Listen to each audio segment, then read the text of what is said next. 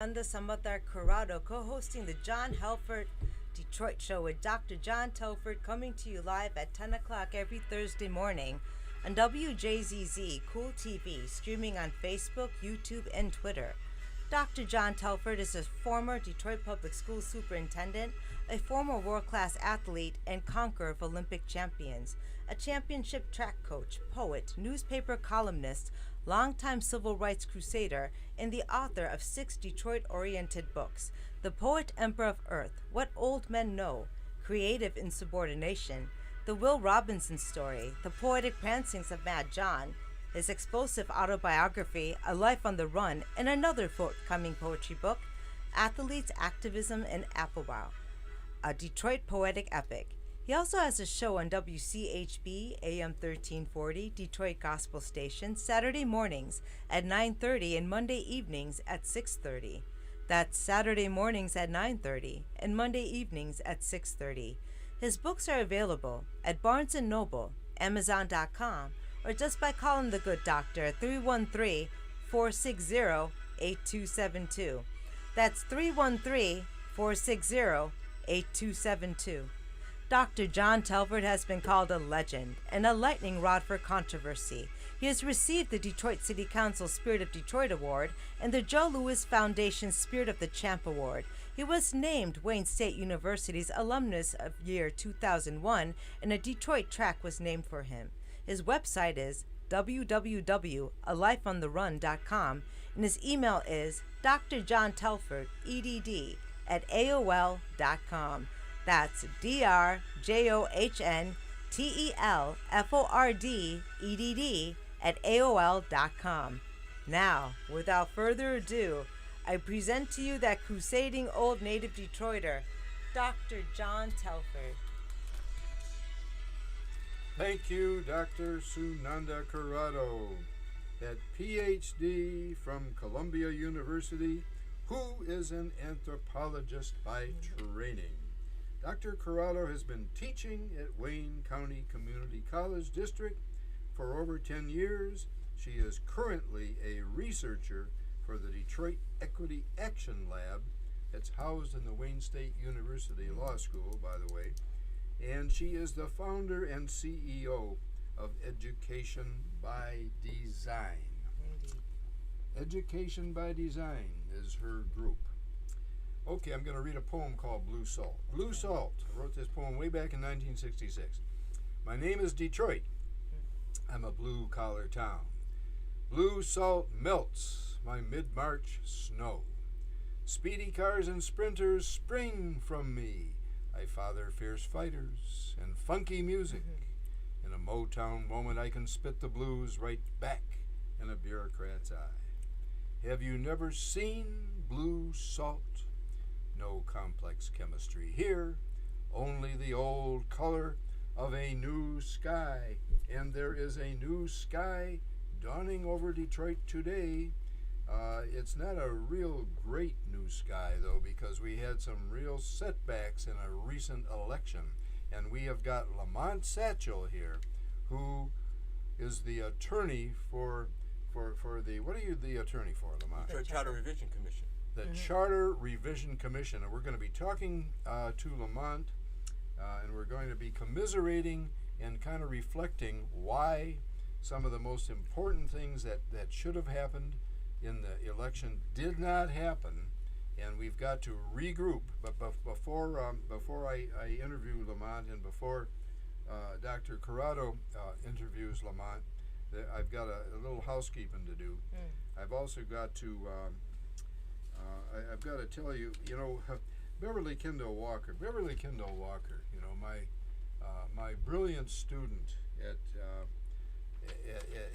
Butzel Junior High School way back in, I probably shouldn't say when, because Beverly may not want folks to know how old she is, but she was running for city clerk. She should be the one that's contending, but for reasons that we are going to explore on this show with Lamont Satchel, that did not happen. That did not happen, and I am very upset to say that it did not happen. Let's see. I made this promise. I want to thank Robert Tate. Robert Tate at the Detroit Yacht Club. I want to give him many thanks, many thanks, for his excellent support of the United Communities Action Coalition meeting that I hosted at the club this past Friday for my fellow UCAC executive board members and the 50-plus folks that I brought to the meeting. We particularly appreciated the ice water, Mr. Bob Tate. So thank you for doing that. You indeed went the extra mile. And I also want to thank Tim Moore. Yes. Tim Moore. I mean, good Lord, Tim Moore, my great half-miler at Southeastern High School back in 1963. Tim Moore, who's now the CEO of Detroit IP Television. Yes. Tim Moore, I deeply appreciate, Tim, your attendance and your staff persons videotaping our meeting, our UCAC meeting. And I'm going to have to bring you on one of my shows soon here on WJZZ. I also want to thank Bob Plumpy. Bob Plumpy, Attorney Bob Plumpy, many thanks for picking up the tab for my many guests who dined down in the restaurant after the meeting. Sunanda, you were one of them. Yeah, Sunanda was part of it. I was part of the tab. He paid for my dinner too. Usually, I'm bringing all kinds of people down there and I'm paying for their dinner. This time, Bob Plumpy, he was pleased, did that, and Gloria Cunningham. You know, Gloria, I was so happy. It was so kind of you to come and photograph our UCAC meeting and the board members at the UCAC meeting. And you know, Gloria, your daughter, Kaylin Render, she's all grown up now. Brilliant young woman. Yeah. Where's the time gone? How did she's Kaylin Render. Kaylin Render has written a magnificent. She's got a paper. It took me a while to read it because it was fairly long, but it's articulate and comprehensive, and it's a police training proposal that I finally did have time to read it. She gave it to me down in the restaurant after the meeting, and which I hope UCAC will endorse and foster. That's what I hope that they will do. And I didn't know that Kaylin supervised police cadets for 5 years. Yeah, she's got a lot of experience. Yeah, we're going to have to bring her on the John Telford Detroit show here on WJZZ. She has a lot of original ideas about thickening the relationships between youth and institutions in Detroit. That's right. And so, Kayla, we're going to bring you on the WJZZ show to discuss your proposal. We're going to do that maybe sometime in September, if not earlier. Okay. Mayor Duggan and the late Sheriff Benny Napoleon, have been guests on my WCHB show on AM 1340. And I plan to invite the mayor back this time on my WJZZ show, along with new Detroit Police Department Chief James White and new Sheriff Raphael Washington. Sometime late in August or early September. We're going to have Mayor Fouts on too, and Chief Dwyer. And I'll also be inviting UCAC President Holbrook on it to expound about our mission. Much remains to be done to prevent any more George Floyd murders and other rogue police brutalizations of black and brown Americans. So UCAC's mission is vital. This is especially so now that Proposal P has unfortunately been defeated due to more than $1 million dark dollars having been spent for ads, etc., to mislead the public. Voter turnout, something we're going to have to talk about too. That's right. And one of the many progressive items in the proposal was a more accountable and transparent Board of Police Commissioners. So, just to recap, just a little bit. Maybe I shouldn't take time to do it, but I don't think I'm going to take time to do it. I don't think I'm going to take time to do it. We can do it. Well, you know, I should say a word about UCAC, maybe, shouldn't I? Just to recount.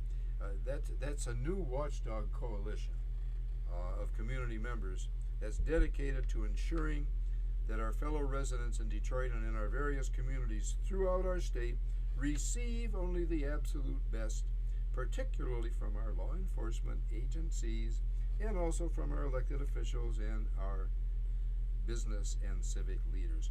UCAC was formed. Okay, let me give them a shout out. UCAC was formed by Detroiters Michael Doc Holbrook, UCAC president, Dr. Dolores Harrison Brown, a senior statewide advocate of women for Whitmer, Eric Miller is the president of the Lawn Academy, and community organizer Dr. Latoshia Patman. They are from the old 7th Precinct Community Action Coalition, and UCAC strives to build mutual trust, confidence, and appreciation in a manner that reflects the core democratic values of our city and of our greater Michigan community. And at that meeting, I mean, we had the great Helen Moore there. Yes. We had Gwen Peoples there. We had Yolanda Peoples there. We had Deetta Wilcoxon there. Yes, we did. We had Maya Jones, the great Maya Jones, who's been on this show. Helen's been on this show. And of course, we had Dr. Sunanda Corrado there. Wow. It was a great meeting. We had people running for police commissioner there. I think we had Willie Burton there. We had Scotty Bowman there. That's right. Willie Burton was there. Scotty Bowman was there. Coleman Young Jr. couldn't make it, but his mother was there because I know he was campaigning somewhere else at the time. And an amazing stock of people showed up. An amazing stock of grassroots people showed up. Well, a lot of kids showed up. You know, I should have had more chairs. We didn't have enough chairs. Had a chocolate fountain. I set up 50 chairs, and Maya Jones brought all those kids. They had to stand in the back, but I guess that was a good thing. I'll have to, if we have another meeting at the yacht club, I'll have to make sure we got enough chairs. Okay, Proposal P went down. It went down, and we have got Lamont Satchel in the studio. Okay, Lamont, welcome back to the John Talbot Show. He was here a couple of weeks ago. He's back again. It's a real honor to have him here. Pre-election, not post-election. Yeah, thanks for having me, Doc. I appreciate it. Okay, here's a question that I want to start with, and I've written them down. Briefly tell us about the outcome of the lawsuit that was filed to stop the charter from going on the ballot. Who was behind that lawsuit? So, as many of your listeners probably know, there was a lawsuit filed by Reverend Sheffield, and he filed one of the lawsuits. The other was filed by another. My man Sheffield. Yeah. What has happened to him? I know. Of course. And to stop the charter from going on to the ballot, the short of the story is that the Supreme Court came down with a ruling saying that the people of the city of Detroit and throughout the state, cities, they have a right to have their charter go onto the ballot, even if the governor does not approve it. Okay, even if the governor objects to it. Hold that thought, because I just looked at the damn clock and I don't see but we need a commercial. Okay. It's commercial time. So you're watching the John Telford Detroit Show, coming to you live, streaming on Facebook, YouTube, Twitch, and Twitter, and other top social media platforms. Please like, follow, share, comment, and subscribe to us, as well as other amazing shows on WJZZ, the coolest station in the world. And don't forget, tonight we have the Jazz Series. It's back. It's our second week out of 6 weeks. It's Jazz at the St. Regis from 6 to 9 o'clock tonight. Amazing. You know, I've got a civics committee meeting at the River House. Oh, so, yeah, they need jazz. They do. It's at 6 o'clock. I got to be at that committee meeting. So I can't. Wow! Yeah. So then we're bringing you out next week, Doctor. Okay. Yeah, okay. it's amazing there. But today we're still going to the yacht club to get something to eat, right? Oh, you want to join us?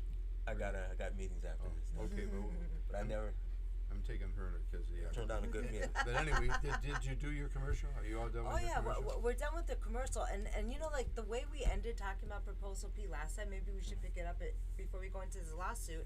And we're talking about it being kind of like a cultural war, about what the intent.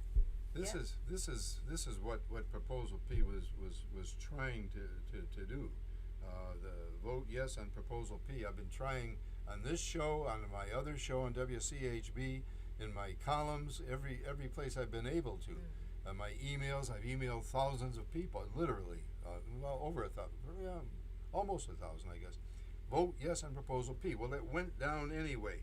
And the fact that it went down now is going to, property taxpayers who were overassessed since 2008 are going to get their money back with future tax credits.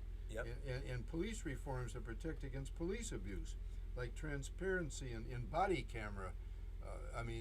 The things that were going to happen.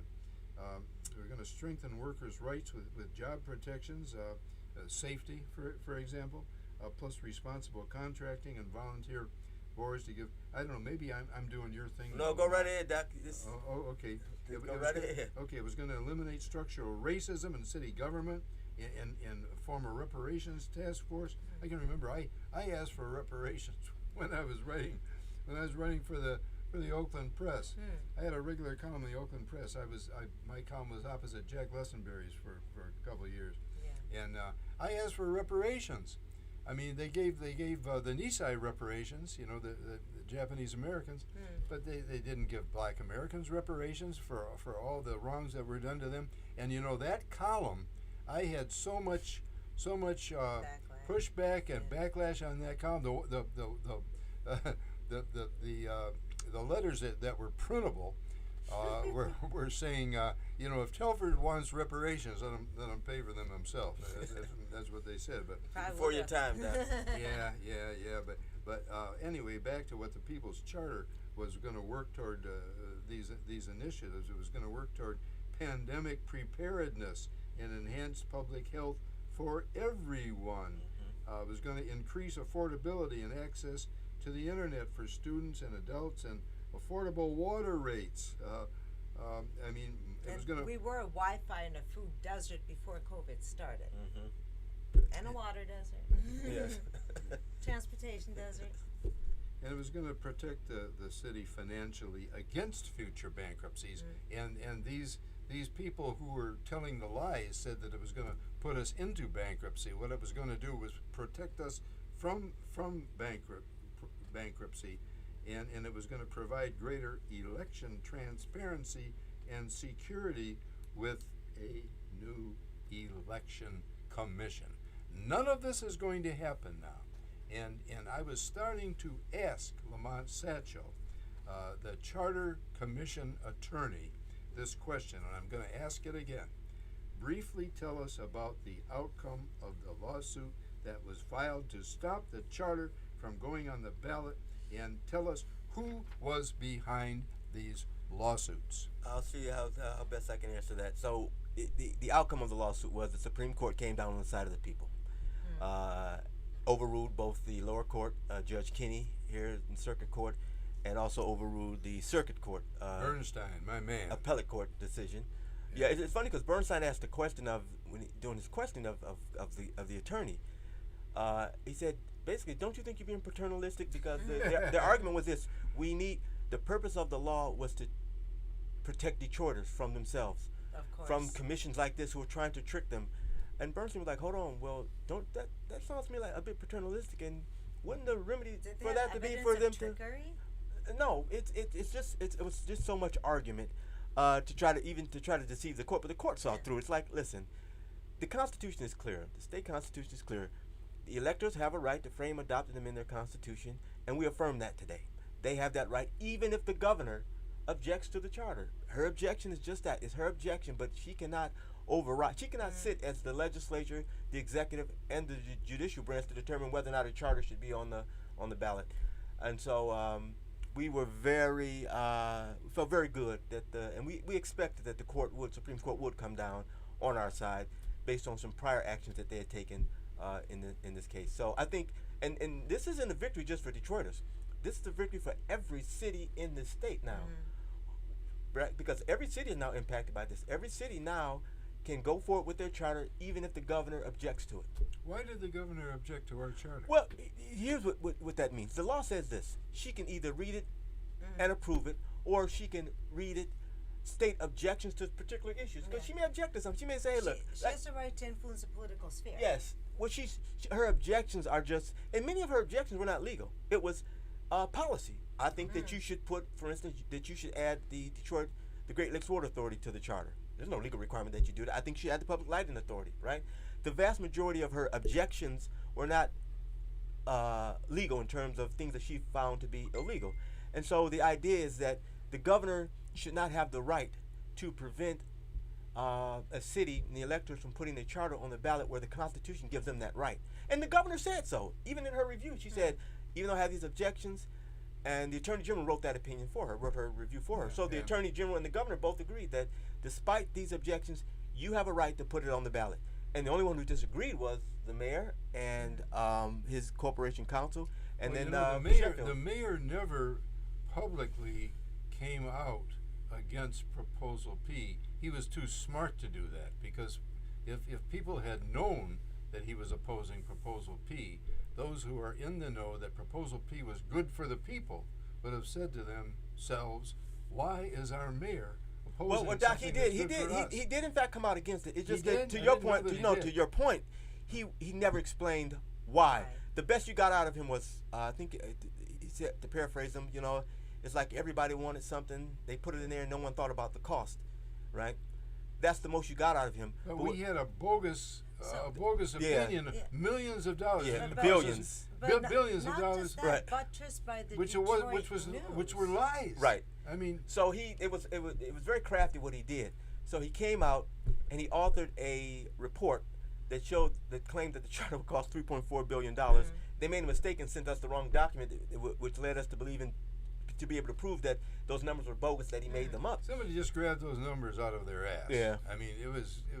And it was clear this isn't two valid or two arguable positions as to the validity of that document. The document was not an authentic, it was not a fair assessment with respect to the cost of the charter, number one. Number two, what they failed to do, which is I think eye-opening, is he never did a study to determine what are the cost savings from the implementation of the charter, number one, and more importantly, right, the folks will never talk about is, what are the quality of life improvements that you expect to see from the implementation of the charter? Because, listen, this isn't about money. It's about the quality of a person's life. And if I have to invest an appreciable amount of money that is fair into the lives of Detroiters, who would not do that? That is the purpose of government. We're talking about middle class and Yes, working yes. families. That's We're right. talking That's about right. having a stable middle class in Detroit so it could culturally flourish. Yes. Because what has happened over the last 8 years, or coming out of the bankruptcy, is you've seen a divide in Detroit, and it's a planned divide. I would say it's intentional, By because design. you cannot, as a mayor, as a city council, as an elected official, you cannot sit and watch, for instance, what's happening downtown, and say to yourself, hold on every weekday or weekend, the population down here does not reflect the population of the city of Detroit. What did I just build to create that?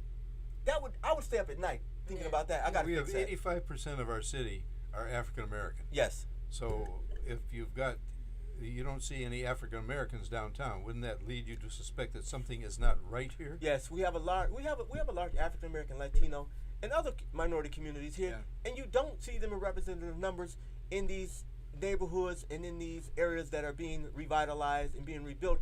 And I'm not saying that you should in every area see the vast majority of folk being African American, but when the predominant feature of the resurgence is that you don't see that, and you don't see the minorities in their representative numbers, you have to question what's going on, why are we allowing it to happen, and why is it being done to folk? Because think about what happened here in the city, right? And Doc, you know this well. You've been here quite a while. When you saw the white flight out of the city, 85 years. You see white flight out of the That is city, quite a while. right? Yes, I have seen And so black folk and others were left here to try to make the best of what they have, right? Now the city comes out of bankruptcy, right? And a lot of that bankruptcy, the financial issues that the city had, were not of its making. It was of the state had a hand in that. So now, They had a when you very see big hand in yes, that. and when you see the city's resurgence, it's as if we're Oh, building the shoot. same thing that we just came out of, and And no one has sat back and said, what were the lessons that we should have learned coming out of the 50s, Oh, the listen, 60s, there's and the 70s in resurgence of Detroit? redlining. We're going to have Heather Dell come on our show in a few weeks talking about how families, Detroit families, especially single mothers. Who is Heather Dell? Heather Dell is on our Chamber of Commerce, and she also does a lot of international realty and realty here. She The went to Chamber of Mumford High Commerce is School. the Highland Yeah. Park Chamber of So Commerce, she's a realtor. where Sunanda and I are on the advisory board. Graduated from Mumford High School. Okay. And she's talking about this resurgence of redlining and this kind of corporate structure that's kind of taking over the whole cultural company. There's no metropolis, there's no city that people come to without its cultural kernel. Yes. So what happens with that with Proposal B? I feel like they because the news strike never ended, the bus strike never ended, then we get into financial management, and then I see this full spread in the Detroit News speaking up against Proposal P in such a way that you almost feel like it's your dad talking. They So were all in on it. They were all in The on it. Detroit News came out. Thank Right you mentioned that. before, And there- the people Chronicle, had the that, and it was Chronicle. that more Yeah. than Doug So did. let's talk about It was that more because than Doug yeah, did. because Yeah. the Detroit Free Press came out, and typically what happened, because with the last charter commission that was around for it, we went and spoke to the editorial board, right?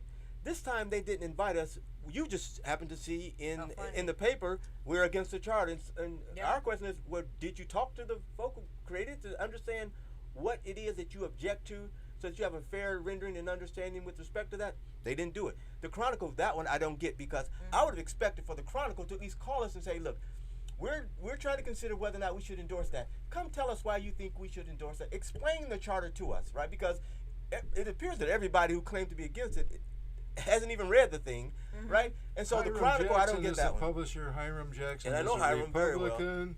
And Hiram Oh. Jackson was behind my being fired from the Chronicle. Hmm. I was a columnist when Sam Logan was there, and I was there for years.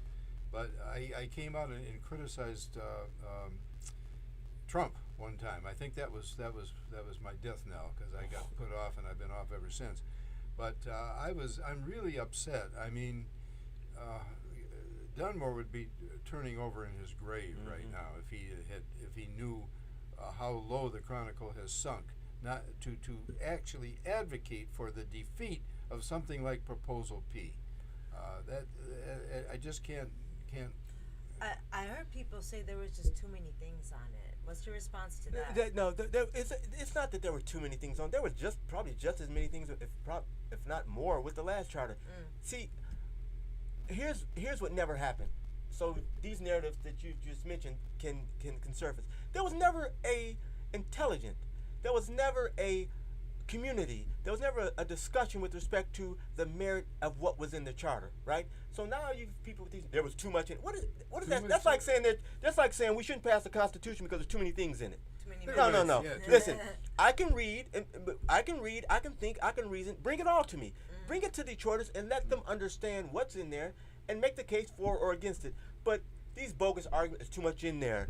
It's too prescriptive, right? Throwing out these phrases that they're legal prohibitions.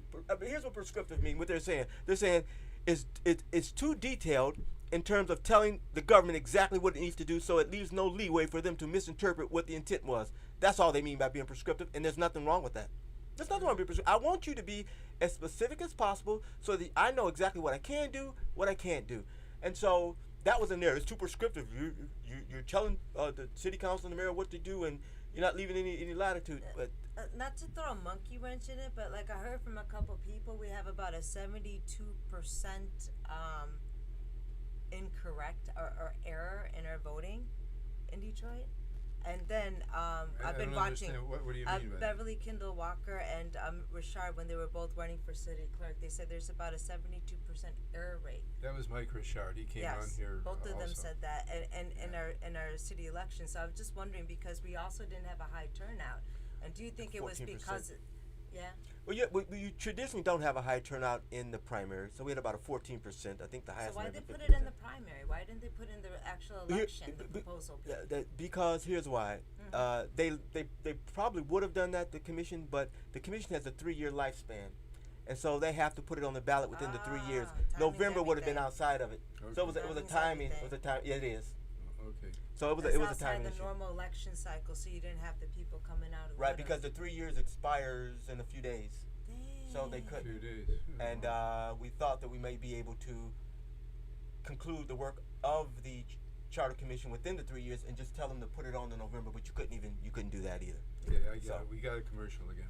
Oh, and you are watching the John Telford Detroit Show, coming to you live, streaming on Facebook, YouTube, Twitch, and Twitter, and other top social media platforms. Please like, follow, share, comment, and subscribe to us. And thank you for watching WJZZ Cool TV, the coolest station in the world. And don't forget to meet us at the St. Regis tonight. Jazz is back 6 to 9.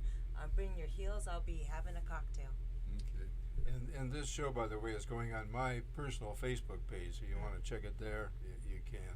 And we're here with Mr. Lamont Satchel, attorney for the Detroit Charter Revision Commission, and also the former attorney for DPSCD, and just about knows about every part of nook and cranny of city life, the inner workings of it, I would say.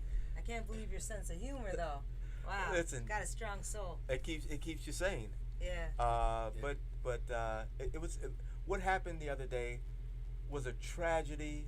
But I think that even out of tragedy, there can be hope and the ability to learn and move forward. And I say that because what happened was those issues, they're not going away.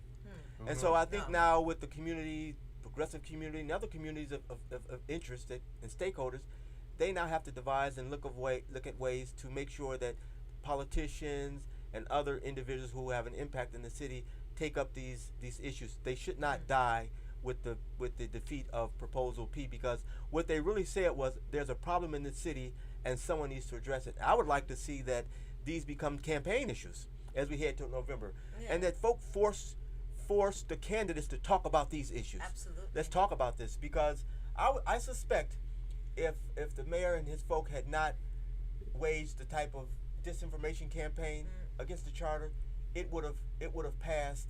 And absolutely. Or you would have seen some very robust discussion around these issues that would help edify people and educate them with respect to what's really going on in their lives and in the city to make a better city. But what just happened was someone took the problems with the city and hid them and said, I would never tell you. I'm not going to tell you what's going on. Instead, I'm going to give you a narrative. Everything is fine. Oh, we're doing fine. We're making progress, right? Yeah. And they basically justified all the austerities towards a manufactured debt crisis. And so we will continue with these austerities even as we come back to full-blown business. Yes. These austerity measures will not end, and that's what this was about. That austerities is actually what brings the city down. We could talk about capital, but people come to find the culture of Detroit as well. And it was beyond the austerities, because what it was, to me, it was neglect, right? Yes. Because what you just said is, I'm going to these issues that have been in the making over decades, which are obvious, right? I will not address them. We're going to address them. They're not worthy of our attention. Very colonial. They're not worthy of addressing, or at least not in a charter, right? We shouldn't address them in the charter. Well, if not now, when? And if not in there, where?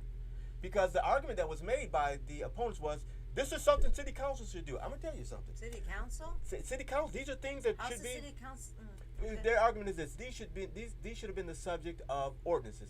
Here's my response to that. In 2012, the 2012 charter, or 2008 charter commission that resulted in the 2012 charter, many of these issues came before that charter commission. Really? I was there, and they made a conscious decision. They said, you know what? They had that philosophy. You know what? We think that these are better left to the political process. And so what happened at the end of their tenure, when it got passed, the charter was passed, they wrapped those issues up, right? The same ones that made it into this charter, and said, City Council, we leave these with you. We don't think that they're appropriate for a charter, but they're appropriate and worthy of your consideration and you to do something. It's been 12, 15, however many years since, and City Council hasn't done it, but you have the likes of, I think Reggie Reg was on the other day, he and I were on a news show, saying this is City Council should do this, City Council should do this. And the point is this, yeah, they should, but they didn't, and they won't, and they haven't, and nothing precludes you from doing it in your charter. These issues have become so pervasive. City Council. Yeah. So to say that, these are the province of City Council, to me is disingenuous, because when they tried to do it, it didn't happen. To me, you have to think through what is the best way to achieve the ends of government and the ends of making sure that people can live in a society that bolsters and improves those things in their lives that are meaningful. And the charter is one way of doing that. You may differ with respect to whether or not it's a prescriptive or it's a framework document, but you cannot ignore the fact that these are issues and that the Constitution of the City of Detroit has the ability to address them. Okay, I'm going to move back to a question to you, Lamont, but I am supposed to be doing poetry on this show. This is supposed to be a poetry show, so I'm going to interrupt myself just for a moment to do a poem. This poem is called The Centenarians. Now, a centenarian is someone who lives 100 years. The centenarians. Any brother who survives 10 full decades full of lives is a special kind of cat, likely no aristocrat, if he lived them in Detroit, rather than the rich Grosse Point. He can therefore posit that he's an even rarer cat. And our homegrown centenarians are few, because Detroit perennially shares the nation's highest per capita murder rate with St. Louis, Baltimore, New Orleans, and Chicago, due to institutional racism and resultant illiteracy and impoverishment. Two Sigma research could go a long way toward fixing this contretemps, using Highland Park and the Motor City as a national epicenter in partnership with the Biden administration, and make some local educators famous. But they don't seem to want to do that. When I was superintendent, I was trying to do it, but for my pains, when Public Act 436 kicked in, our good elected board got disempowered and I got fired. So I still haven't been able to do that. But right now, we've got the highest murder rate per capita in the country, Lamont. That's where we are right now. That's not an accident, right? It's not an accident that is the case. See, when you don't intelligently analyze and address social issues and ignore them, as I think just happened here with the charter, you see this happen. And I think what happens is two things, right? It's the result of selfishness with respect to the folk in power who are able to deal with this issue. Greed. Yes, greed. And the other thing is this that I've come to learn in life, and that's this, that everybody in leadership and everybody in influential position does not necessarily have the aptitude and the vision to solve problems. Right. The depth of a leader, just because a person is a leader doesn't mean that they have the depth necessary to solve, analyze, and deal with matters and issues of public concern. So, and that's something that was hard for me to accept, because my assumption was if you're in the position, you're there, you never assume yeah, that. and so that made an ass out of me. Well, I can tell you that one. I mean, you learned, though. Yes. I mean, we learned some hard lessons when we get into educational leadership, political leadership, all kinds of leadership. But that's not leadership. No. That's false leadership. Yeah. That's misleadership. Yes. That's Yes. incompetent. Yes. Non-leadership Yes. is Well, what it is. how about also that part of the Proposal P campaign was kind of framed as a grassroots black activism campaign, which it was, but it was for a broader group. It was for middle class and working folks in the That's city. exactly what it was. It was racialized, yes. basically, and that's why people voted it down. Even black voters voted it down because it was so racialized. Black voters voted it down because they believed lies. Yeah. They were lied to. Yeah. But flat out. But I'm saying the real issue is still race. I think it was racialized, and I think the approach to the defeat of it was multi-pronged. So it was racialized for those who that would influence, but for the vast majority of people, I agree with Doc. It was lies, lies, and more lies. There was nothing truthful about the opposition's campaign with respect to the charter. In fact, I found out yesterday, I read in the paper that the person who orchestrated the campaign against it was Ed Duggan, the son of Michael Duggan, was behind this. Wow. Which would wow. right, and I'm start connecting the dots, and I also see that the mayor's campaign, its war chest, received contributions from a law firm called Heineken Miller Schwartz and Cohen, right, which is a very large law firm, the same law firm that represents Dr. Reverend Sheffield in the lawsuit to prevent the charter from going on. So you start to see the connections here, that this was all orchestrated against Detroiters by folk who are not Detroiters. You got to be honest, who are not Detroiters, and you would have to ask, do you really have the interests of Detroiters in heart when you can't even say, come out and say, listen, I'm against the charter as the mayor, and let me explain to you why. Let's have a discussion about this. Let me tell you what I will do to address those issues, to fix those issues, but I don't believe they need to go into the charter. Instead, you get your son to engage in a lie and smear campaign that many of us would not. I would never get my son, my daughter involved in such chicanery. I would not. It's like, no. Who would do that? I have no you have not enough dignity and respect to talk to me, to explain to me why you're against something. Instead, you would lie to me, and then the complicity of the corporate community and other politicians who just sat idly by and quiet and allowed this to happen, right? These are too significant issues. These issues are too significant not to have robust public debate about. This would have had a national effect. Yes. Think about it. Think about what Democrats just did to themselves. Yeah. This was the equivalent. A lot of this was voter suppression, right? When you tell the charter commission, I'm only giving you $30,000 for your education campaign, and you only can use it to print the charter and translate it into any language you want, but I'm giving you no money to distribute it or otherwise educate voters. Oh, yeah. Think about that. You can create your freedom document. You can translate it into any language you want, but I would never give you the funds to educate the people with respect to the very document that they said they wanted. You see what I'm saying? It's a disrespect, a level of disrespect that Democrats are used to seeing from Republicans, but when they do it to themselves, it's fine. So they printed the document and it never got distributed. Well, they didn't. What they did was they used that money to try to use it for their education campaign, right? Because, it ended up with the flyers that you have and the like. And so to the extent that someone wanted a copy of the charter, we put it on our website. And if someone made a request, we print it for them and get them a copy of it. But with $30,000, you could not. That's the equivalent of giving you no money. Yeah. Well, Lamont, you've just turned over a rock. And I look under that rock. I mean, it's like I can remember when I lifted up the garbage can in my backyard on 16th Street, and I saw a big old rat, wallowing around in that garbage. That's what you have just done. You have just done that.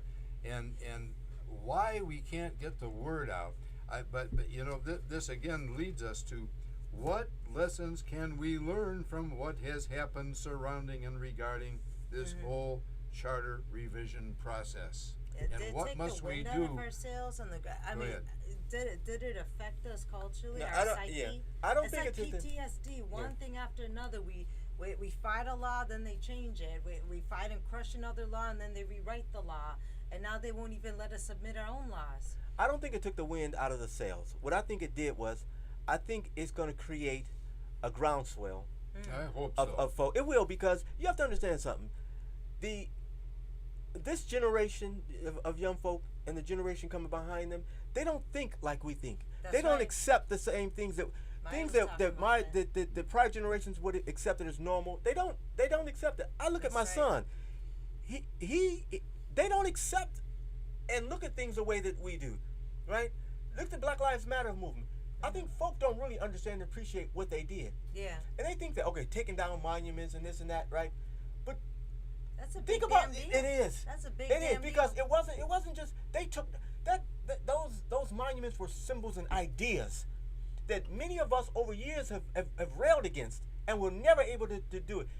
What they symbolically did was they changed the mindset of America and the world with respect to how we treat people. That's what right. is important in life, and how do we get there, right? So I think what you're going to find is this charter is really is going to end up being like a manifesto for folk in the city, and then I think in southeastern Michigan, with respect to what we need to do to improve the lives of not only everyday citizens but all citizens, because the things that when the charter benefited everyone, despite your socioeconomic status, it benefits everyone. If anyone is benefited by something, irrespective of their socioeconomic status, I see it as a benefit to me. And on that note, And you're watching John Telford Detroit, live streaming to you on Facebook, YouTube, Twitch, and Twitter, and other top social media platforms. Please like, follow, share, comment, and subscribe to us. And thank you for watching WJZZ, the coolest station in the world. And please don't forget to come out for barbecue. What is it? Backyard barbecue. This time is August 8th. Professor Marvin has passed away from COVID, and so if you're any students of us out of Wayne County, please come. This is in honor of him. We know that he's done a lot for the marijuana laws, and he's done a lot for students personally. So please come out and celebrate with us his life in memory. and I've got to do another poem because this is supposed to be a poem show. I'm supposed to be doing that. Let's see, what poem should I do? I'll do this one fast. This is a quick one. The Corporate Crocodiles. I wrote this one in 2013, right after I was fired from the superintendency of the Detroit Public Schools. And this is just it's a quatrain. The corporate exploiters of grassroots Detroiters have trashed education that once led the nation. And what are we going to do about that? What are we going to do for the kids? What are we going to do? How are we going to get it back? It's funny you say that, Doc, because when I spent a decade or more over at the school district in various positions. Yes, you did. You were acting superintendent. Yes, just I was. As I did was have acting that, yes, superintendent. at one point. And one of the things I saw and I said was you that wrote a blurb for one of my books. I think it was my autobiography, wasn't it? I The think Life so. on the Run? Yeah. I think one of the problems with educating, and something I tried to impress when I was back in the district was this, that we need to question every assumption we have about why, where, when, and how kids learn. And until you do that, you will not see significant changes in education. And you have to focus on the end product, which is children. See, what we really do in education, I think, Doc, and you're an educator, maybe you may disagree, you may agree. I think what we do is we make a lot of assumptions with respect to the person that we serve, which are children, right? And then impose on them what we believe they need to know and how they need to know it. And we never think about it. Would you ever open a business for your customers and never inquire to what they want, what they need, right? I think what we do as adults is it's this, hey, look, I know what you need, I know what's best for you, trust me, child. And then what you see is a lot of disaffection from kids, high dropout rate. And what I used to tell folks is this: do you know why we see a high dropout rate in the 9th grade? You know why? I said it's because they can. What are you talking about? I said, listen, you lost them K through 8. It's just that when they get in the 9th grade, they have the ability, right, and the sense of mind to leave, to get out of an abusive relationship. Right. And and then what we do is we send. Yes, it hurt. Yes. It hurts. Yes.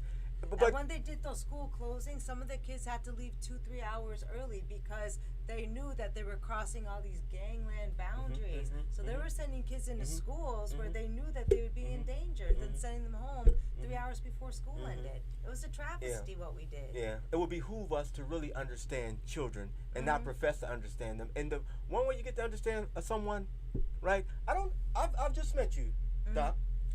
I've known Dr. Telford for years, but if I want to know you, I want to talk to you. I want to ask, what is it? What do you believe in? What is important to you, right? Yeah. You get to know someone. Values. Then you know what I mean? If I need to help you, it's different because I know her, as opposed to I know women, I know doctors, I know, right? So I can help you. I know the population, but you need to know the people. Yeah. And until we become more scientific and compassionate in education, I think you're going to continue to see the issues and the problems that we have, because I think what's the two things missing in education are courage and compassion. You're absolutely right. And I'd add love. Yes. I'd add love. Yes. Compassion yes. and love. Yes. You gotta love your kids. Yes. You gotta love them. Yeah. And that was funny because during my time at the district, the principals that were most effective, the teachers that were most effective, the one quality they had was they literally loved kids. That's right. It wasn't put on. They love kids, and you could tell. And you Yes. could tell by the response that the kids gave them. Yes, yes, absolutely. What does the outcome of the vote, I'm getting back to this, but what does the outcome of the vote on Proposal P tell us? What does it mean for us Detroiters and our future? Moving forward now, what You said it could be a manifesto. I think it can be, and I think it will be, because when I talked to the folks who were the proponents of it, Should be the they're new very green clear book. that they're not giving up, that they will not let these issues rest. And as I said, I hope that they become now topic of discussion on the campaign trail for the folks seeking office, and that the politicians, the folk who run, are hit with questions about what are you going to do with this. And here's a question you should ask them. Don't ask them what you're going to do with this. Ask them. See, here's how to ask you. What is your sense and understanding with respect to why this happened? And here's the thing, why New we're York in this already situation? does these things. Right. New York already does these things. Chicago already, not to the extent that they should, like Right. reparations. And, Right. But they do make it affordable enough for the maid to go do her job. Right. You know what I mean? And still come home. Yes. Right? So as we move forward, I think the important thing is to make sure that politicians are asked that you find out what is their understanding with respect to the source of this problem. Why do you think this occurred? Because what I don't want to hear is, here's my plan for it, right? Because a plan is only as good as your assessment as to the cause. And that's what I want to hear from you. Tell me, what do you think really caused this and got us in this situation? You want to see somebody who can make connections, cross connections, and get a depth of level of understanding with respect to an issue that you know that when they do come up with the problem, they may not have the solution. They may not have it now, but I know this. They really understand the problem. This could be a new platform because all the cities were fighting emergency financial management independently. You know what I mean? Which is why they went down one after another. And as a researcher, I felt so kind of shit out of luck because here it was focusing on Detroit, and here went all these other school districts. So now residents are leaving Detroit and they're coming into communities that have absolutely no schooling and any libraries.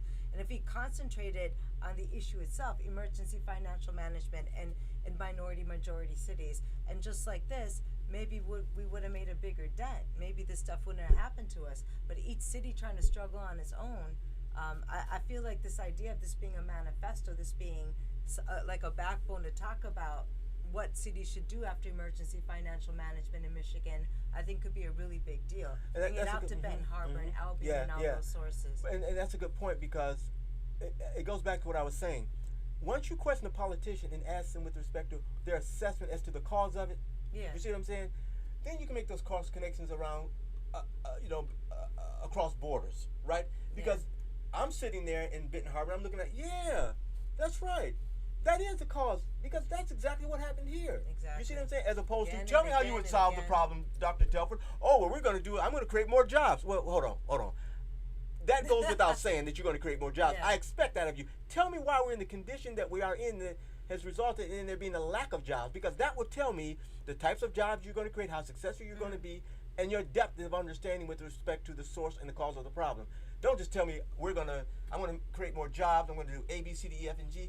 Those are things that I expect you to do as a elected official. What I want to know is, I want to know you as a person. How deep can this person think? Well, you're coming back to the corporate crocodiles again. I mean, in Benton Harbor, it was Whirlpool Corporation that destroyed that school district, and I can talk a lot about that. I spent some time there trying to help them, but it was obvious that the power structure there didn't want to be helped. In fact, I had a protege who became superintendent there. That was Dr. Claude Tiller, and they totally destroyed him. He's in Rochester now, isn't he? No, Superintendent he's going to be an assistant superintendent in the Detroit Public Schools Community District, and he will be a positive force in that district. I don't know if that's generally known yet, but that's what's going to happen. I want to get back to will the outcome of Proposal P impact upcoming city elections? As we've been talking about, I think it will, and I hope that it will. I mean, the progressive community and others that have come out, proponents of the charter, they made it clear that they're going to push this agenda. They're going to make sure that these issues are addressed. So it's my expectation that these will become topics of discussions in the upcoming elections. But as I said, the thing has to be, and this is very important, at least to me, is Don't ask someone, what are you going to do to fix the problem? I Yeah. want to know, tell me what you believe and what you understand to be the cause and the root and the source of the problem. You see what I'm saying? Because otherwise, it's this. I'll promise you a car in every garage and a chicken in every pot. No. I want to know what caused me to not have the car and the chicken. Right. Yeah. Because that'll determine whether or not I get chicken cordon bleu or a Mercedes, as opposed to a junker or some fried wing, some fried wings. When I was creating a curricula for Dr. Feinstein at Wayne State for Civic Literacy, he had it based on the needs, demands, response model. He said you don't go to officials with your needs. You organize around your needs and you go to officials with a list of demands. You don't want officials solving your problems. You want officials listening to your solutions. Yes. We gotta yes. wrap it up. By the way, Yes. I've just been told we have to wrap That's a it good up. point. And that's what this charter commission did. Yes, they did. This They is thought exactly deeply what about they these did. issues. They came up with Yes. demands. Okay, you've been listening to the John Telford Detroit such Show an on honor to have you. WJZZ. Do your thing, Sananda. Well, I need to read it off your thing. And I'm a computer. Oh, I don't know what happened to it. I got it here somewhere. Da-da-dum. I got it somewhere. Yeah, we aren't actually the best organized operation here, Production cost. but You've been listening to the John Telford Detroit Show with Dr. John Telford and co-host Dr. Sananda Samathakarado on WJZZ Cool TV on Thursdays from 10 to 11 in the morning, streaming on Facebook, YouTube, and Twitter. It was the late, great Wayne Dyer who said that Dr. John Telford has a warrior's heart and a poet's soul. Listen also to Dr. Telford on WCHB AM 1340 Saturday mornings at 9:30 and Monday evenings at 6:30. Tune in again next Thursday morning at 10 o'clock, and thank you for listening.